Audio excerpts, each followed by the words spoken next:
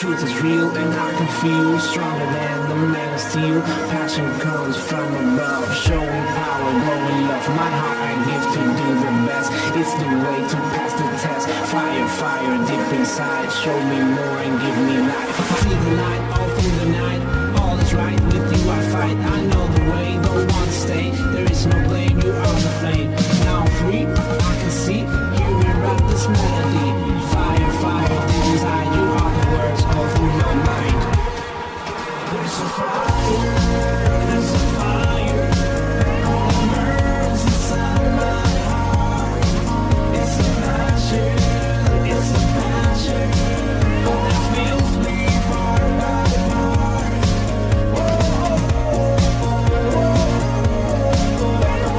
Burns inside my heart.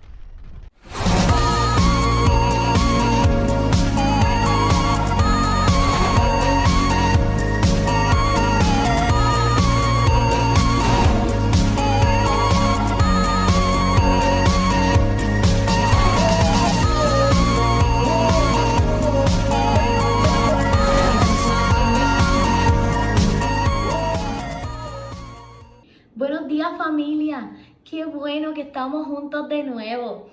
Y si te conectas por primera vez, bienvenido al Centro Familiar Cristiano CFC. La gracia que Jesús nos da al recibirnos, al escuchar nuestras oraciones, al bendecirnos, es la misma gracia que Él espera que tengamos para con otros. Y en este tiempo pudiésemos ubicarnos en distintos bandos, en bandos políticos, en bandos religiosos, en bandos personales o donde solo caben mi familia, amigos o personas que piensan como yo o parecido. Pero Dios nos llama a ser como Jesús y tener la mesa preparada siempre para recibir distintos invitados.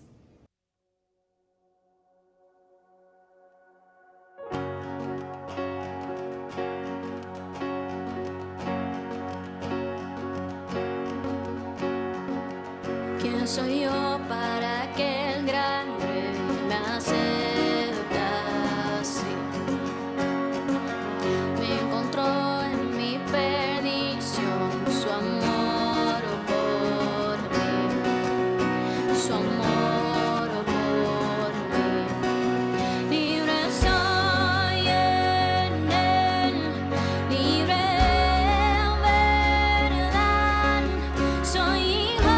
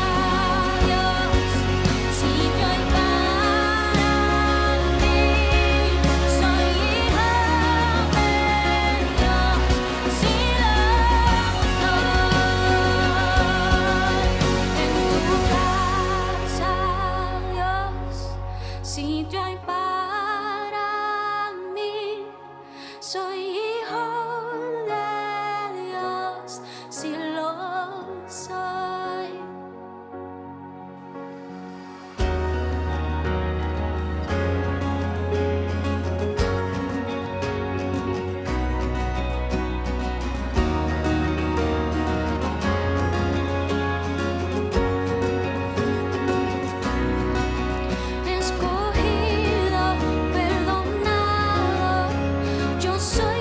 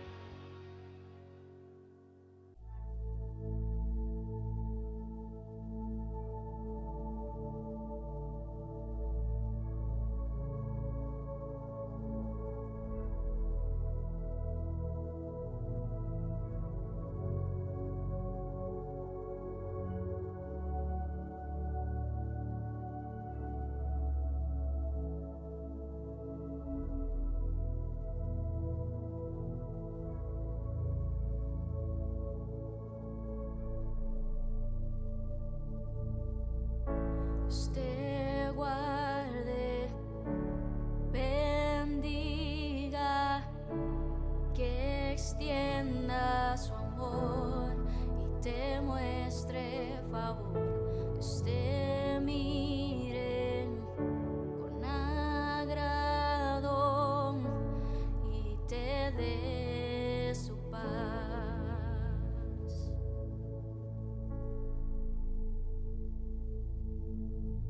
Dios te guarde y bendiga, que extienda su amor y te muestre favor. Dios te mire con agrado y te dé su paz.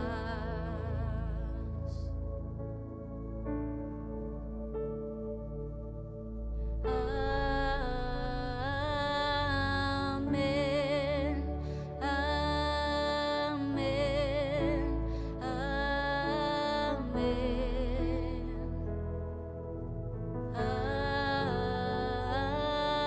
amén,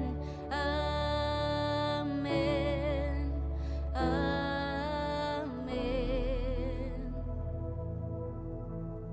Dios te guarde y bendiga, que extienda su amor y te muestre favor. Dios te mire con agrado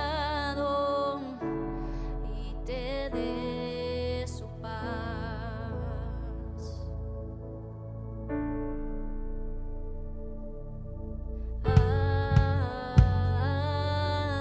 Amén, amén, amén.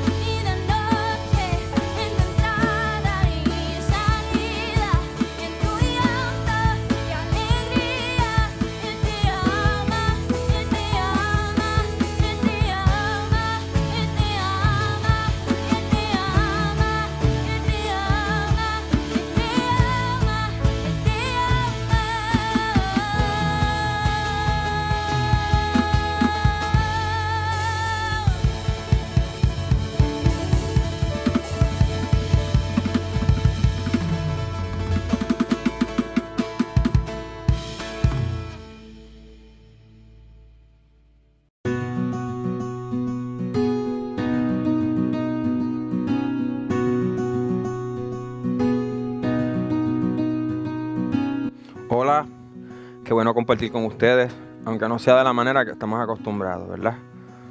Es importante que busquemos la manera de no perder contacto con nuestros amigos y también con ese tipo de amigos que interpretamos que son justamente nuestra familia.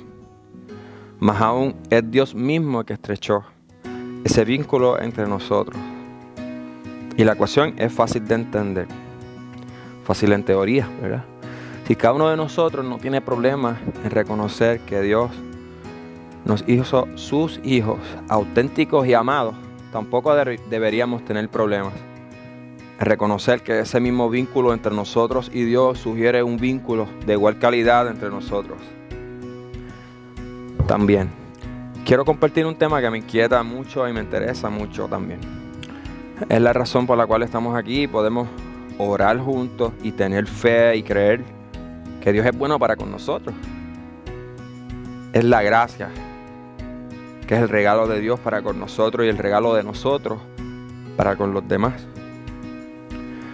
Regalo que a veces no entendemos o no sentimos que merecemos, pero esto llena de alegría a Dios y de placer, como dice Jesús en Mateo 7:11. Pues si ustedes siendo malos saben dar cosas buenas a sus hijos, ¿cuánto más su Padre que está en el cielo dará cosas buenas a quienes lo pidan?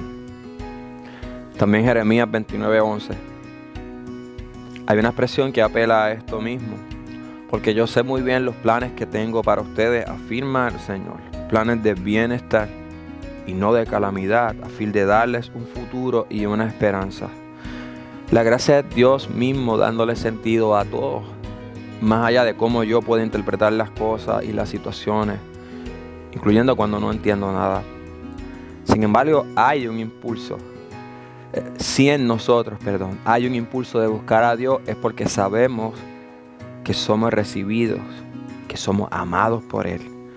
Pero esto no se queda ahí, la misma gracia de la cual nosotros participamos, esa gracia generosa y abundante, esa que le da sentido a mi vida y le da propósito y razón, es la misma gracia que Dios espera que tengamos para con los demás, que tengamos ese mismo espíritu, esa misma actitud de recibir a los demás en mi mesa y servirles como lo hizo Jesús.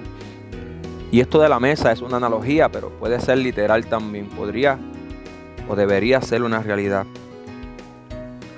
Jesús en verdad comía y se relacionaba con todas las personas. De hecho, Jesús comía y se relacionaba con personas que nosotros consideraríamos muy controversiales. Aunque si nosotros nos ponemos a pensar, cada uno de nosotros, con las cosas que podemos llegar a decir y hacer y las actitudes que podemos llegar a tener, podríamos reconocer que los controversiales muy bien podríamos ser nosotros. ¿Sabes? Estoy convencido que podemos llegar a tener actitudes, maneras de hablar y acciones que carecen de gracia para con los demás. Particularmente me refiero a trazar una línea bien clara donde las personas que no piensan como nosotros o que no creen en lo que nosotros creemos se quedan afuera. Y no me malinterpreten, ni por un momento. Jesús tenía un grupo de amigos muy cercanos, donde en verdad había mucha confianza. Y eso es muy bueno en nuestra vida y necesario, pero me refiero cuando nos ubicamos en bandos, y creo que todos sabemos a lo que me refiero. Hoy día nos ubicamos en diferentes tipos de grupos o bandos, como yo le llamo, bandos de política, de religión, bandos personales donde solamente caben personas similares a nosotros. Y el problema de pertenecer a uno de estos grupos o bandos es que donde quiera que hay uno, usualmente está el bando contrario, cerca. Y es que para los efectos, sí hay un bando contrario. Pero Pablo nos dice que no son individuos en particular. De hecho, Jesús fue muy fuerte con los fariseos. Y Pablo, también. Sin embargo, Jesús nunca animó a defender una bandera al punto de convertir a aquellos que ondean una bandera contraria en enemigos. Enemigos confesos o enemigos silentes. Atrincherados y listos para blandir argumentos a la mínima provocación. Sabes, Dios nos hizo pertenecer a la mejor historia de todas y nos dio el mejor conocimiento de todos. Inclusive el apóstol Pablo dice que este conocimiento está por encima de los demás, que él considera toda su preparación como basura en comparación con este conocimiento. Conocimiento que no es otra cosa que Jesús mismo. Y conocer que mientras él daba la vida allí en la cruz, simultáneamente oraba diciendo, perdónalos. Es saber que mientras era crucificado, injustamente le decía a un criminal confeso que estaba a su lado, desde hoy estarás conmigo en el paraíso. Así es el tipo de gracia que Dios nos sirve y que espera que también tengamos para con los demás. La gracia de Dios es casi irreverente, como impredecible. Y qué bueno que sea así. Porque si no, de seguro no habrá espacio para mí. Posiblemente para ti tampoco. Pero sepamos también que esta gracia está anclada a su justicia. Por eso es que le llamamos gracia. Si esta gracia no conociera la justicia de Dios, no hubiera habido cruz. Y tampoco sería gracia. Quizás otra cosa. Tal como dice Jesús en Juan 3:16, porque de tal manera amó Dios al mundo que ha dado su Hijo unigénito, lo cual es justicia, para todo aquel que en él cree no se pierda, mas tenga vida eterna, lo cual es gracia.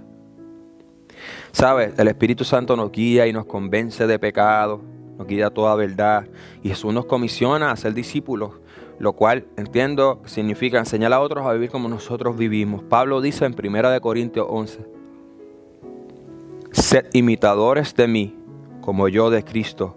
Sin embargo, Dios hace un gran énfasis en tener gracia para con los demás, una gracia generosa e intencional. Hay una parábola que es muy hermosa y que habla de la gracia de Dios para con nosotros. Les leo en Lucas 15, verso 18, donde el hijo pródigo se dice a sí mismo lo siguiente: tengo que volver a mi padre y decirle, papá, he pecado contra el cielo y contra ti. Ya no merezco que se me llame tu hijo. Trátame como si fuera uno de tus jornaleros, tus trabajadores. Así que emprendió el viaje y se fue a su padre. Todavía estaba lejos su padre. Y lo vio y se compadeció de él. Salió corriendo a su encuentro y lo abrazó y lo besó.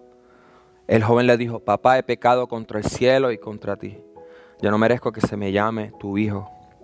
Pero el padre ordenó a sus siervos, pronto, traigan la mejor ropa para vestirlo, pónganle también un anillo al dedo y sandalias en sus pies. Traigan el ternero más gordo y mátenlo para celebrar un banquete, porque este hijo mío estaba muerto y ahora ha vuelto a la vida. Se había perdido, pero ya lo hemos encontrado.